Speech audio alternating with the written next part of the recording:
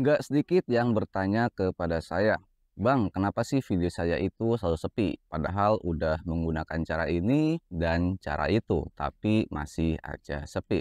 Nah, ketika teman-teman mendapati hal seperti itu, jangan dulu menyalahkan yang memberikan tutorial, jangan dulu menyalahkan si YouTube-nya, tapi kita harus bisa mengintrospeksi video kita terlebih dahulu.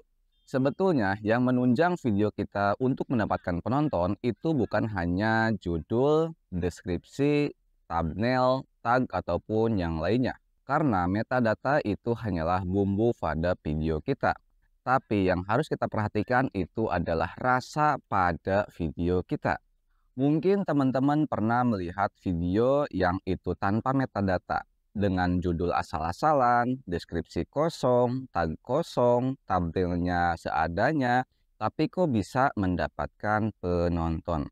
Nah, video tersebut itu pasti rasanya sudah nikmat oleh para penonton. Nah, kalau sekarang video kita rasanya kecut ya, pakai bumbu apapun, pasti nanti rasanya akan kecut terus ya. Lalu apa sih Bang rasa yang dimaksud tersebut? Nah, itu rasa seperti halnya pada kopi iya ya, walaupun tinggal saeutik deui nu penting mah ieu raos jeung nikmat kitunya. Kita cobi suruh peuteula saeutik mah nya. Bismillahirrahmanirrahim. Aduh ieu mah dedegna euy.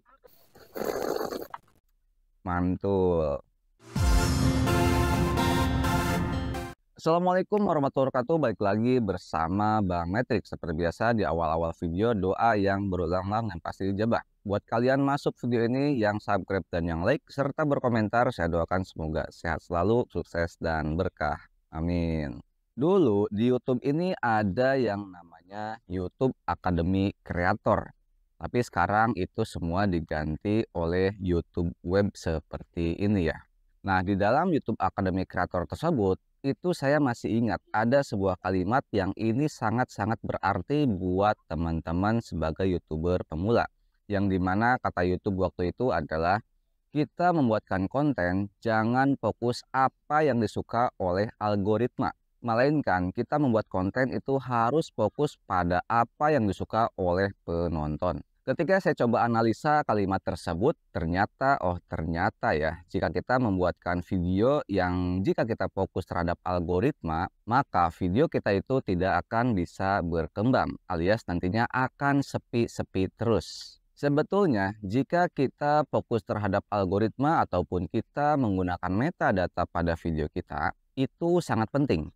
Akan tetapi, ada yang sangat-sangat-sangat ya, sangat-sangat-sangat ya, sangat penting, yaitu adalah kita harus memperhatikan isi konten kita. Apakah isi konten kita itu disukai oleh penonton ataupun tidak. Lalu, seperti apa sih kita membuatkan konten yang itu bisa disukai oleh para penonton? Seperti yang di awal video tadi, bahwasanya saya menyebutkan rasa video. Nah, rasa video di sini itu yang dimaksud adalah kualitas video kita. Bukan kualitas dari segi format yaitu HD mungkin ya, ataupun yang 720p ataupun mungkin hal yang lainnya. Akan tetapi yaitu adalah kualitas isi pada video kita. Bikin video itu nggak asal-asalan ya, tapi kita harus memiliki effort ataupun upaya agar video kita itu bisa berkualitas. Kita yang seorang YouTuber yang video kita itu adalah senjata utama kita untuk mendapatkan penonton. Nah, di sanalah kita harus bisa banyak belajar dari segi membuatkan video, dari segi membawakan video. Apakah isi video yang kita bawakan itu sudah pas ataupun sudah cocok buat penonton kita ataupun belum. Kita harus banyak cek pada video kita sebelum dipublik ataupun saat editing. Kunci dari semua itu adalah ketika kita membuatkan video, jadikan diri kita itu sebagai penonton. Apakah dari segi rasanya udah pas, baik itu dari pencahayaannya, audionya, ataupun hal-hal yang lainnya. Nah, jika isi video kita dirasa sudah pas untuk kita publik, nah itu pasti video kita itu akan bisa berlama-lama ditonton oleh para penonton. Ketika video kita sudah berlama-lama ditonton oleh para penonton, nah di sanalah muncul yang namanya retensi yang akan tinggi. Ketika retensi video kita tinggi, maka muncullah yang namanya rekomendasi video YouTube. yang video kita itu banyak disebar oleh sistemnya YouTube kepada calon penonton yang lainnya. Maka nggak salah si YouTube mengucapkan bahwasanya ketika kita membuatkan konten ataupun video, janganlah fokus terhadap algoritma, melainkan kita harus fokus terhadap apa yang disuka oleh para penonton. Jujur ya, YouTube itu tidak jauh beda seperti halnya di dunia nyata kita.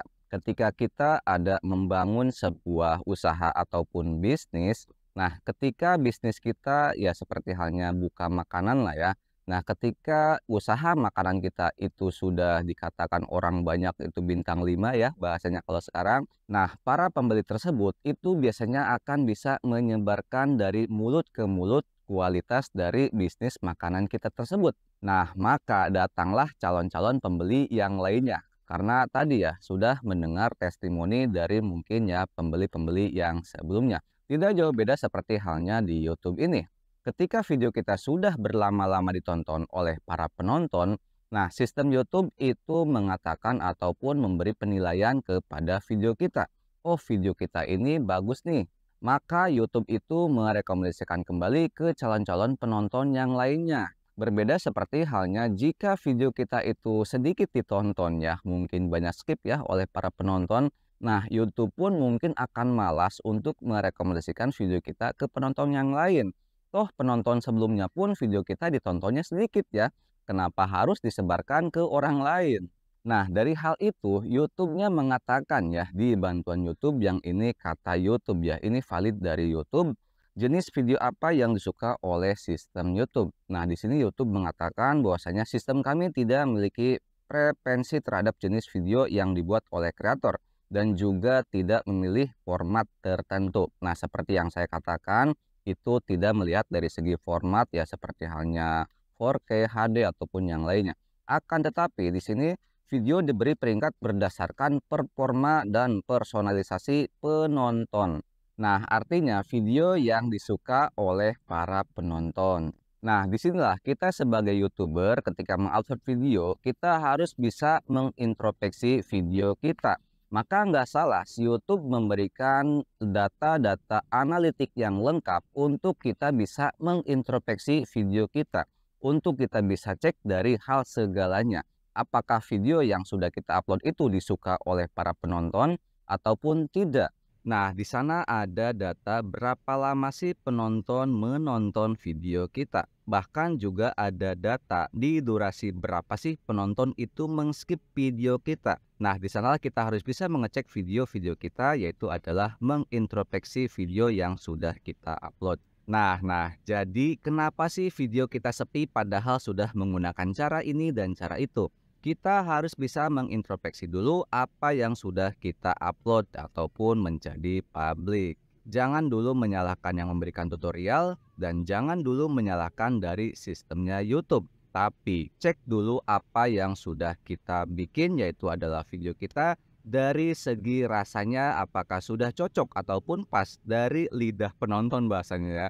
Jika teman-teman ingin menambahkan rasa yang nikmat pada video kita, nah saya sudah membuatkan tutorialnya, yaitu adalah menambahkan ataupun editing pada video kita dengan cara jump cut.